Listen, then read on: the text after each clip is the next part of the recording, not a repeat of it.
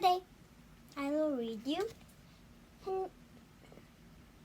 Ready to Read, Level 2, Henry and Mudge, and the Bedtime Thumps. Henry and Mudge, and the Bedtime Thumps. Henry and Mudge, and the Bedtime Thumps.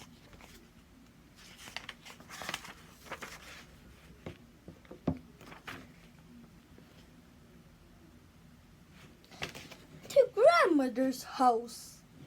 Henry and his big dog Mudge were going to the country with Henry's parents. Henry was reading comic books. Mudge was chewing toenails.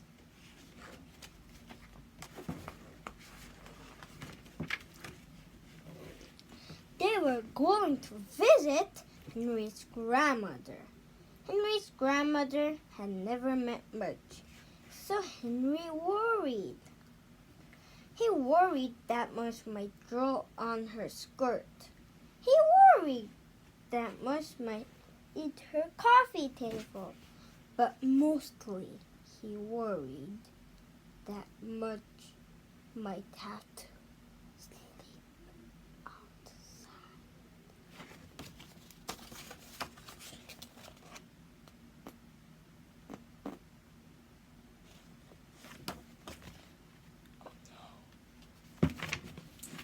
Mudge had never slept outside before, and if Mudge slept outside, Henry would be alone, trying to sleep in an empty room in a strange house in a dark yard in the country. And this is the picture of the night of the country. Yeah, the country. Ha ha ha ha.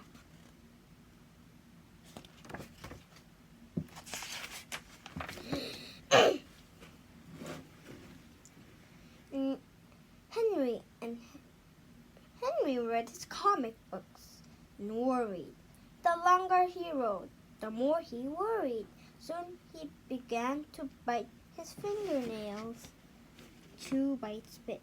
Chew, bite, spit.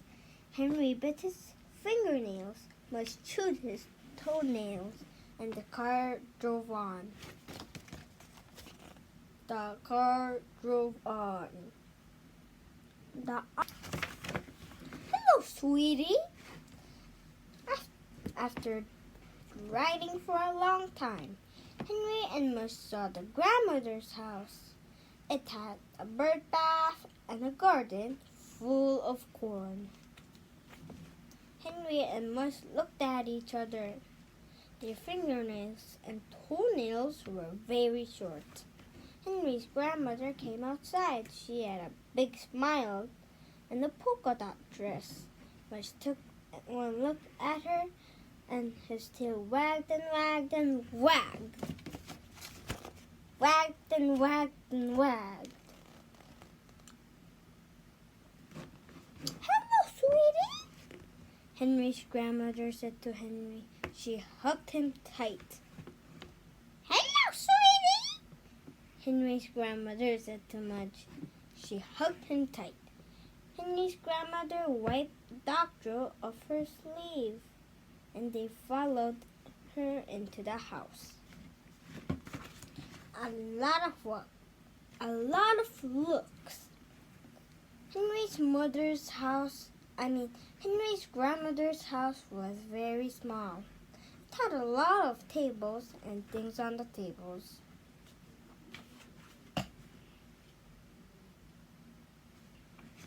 Henry looked at Mudge,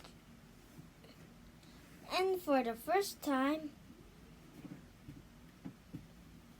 wished that Mudge was smaller, shorter, tinier. Mudge looked like an elephant in the puff bath. Pun both. And before too long, Mudge knocked a pinful of mango off a table. Oh, Mudge, Henry said. Henry's father gave him a look.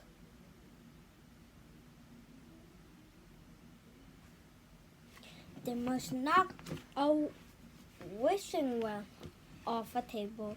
Oh, Mudge, Henry said. Henry's father and Henry's mother gave Mudge a look.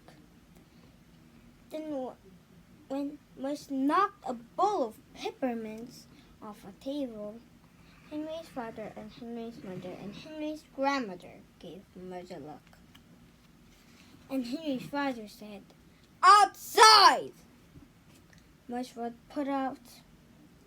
Henry gave everybody a look.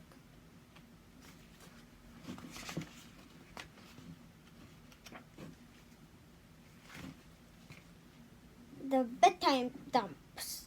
After dinner, Henry played outside with Mudge. They loved the bird bath, Mudge especially. It was like a giant water dish just for him.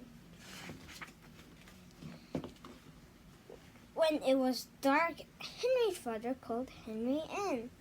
"What about Mudge?" asked Henry. He has to sleep outside," said Henry's father. "Outside?" said Henry.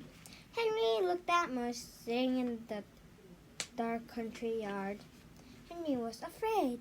He was afraid Mudge would be lonely. He was afraid Mudge would be sad.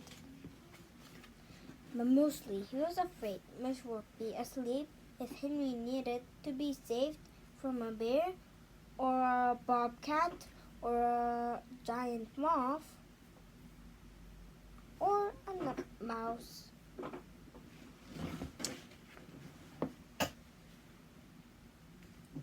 Henry gave Mudge a tight hug. Then he went inside, biting his fingernails. When he was washed and in bed, Henry lay in the dark. His eyes were big. His heart was pounding. His knees were shaking. Then, whoosh! Flop!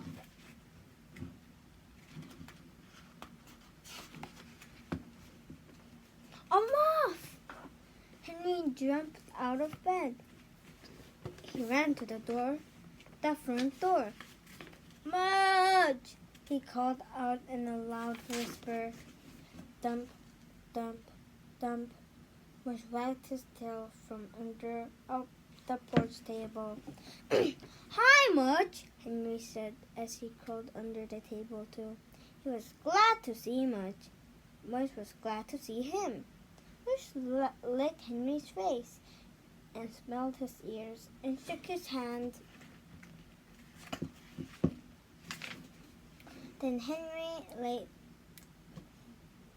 his head on Mudge's big chest, and finally he slept a good sleep at the strange house in the dark yard in the country.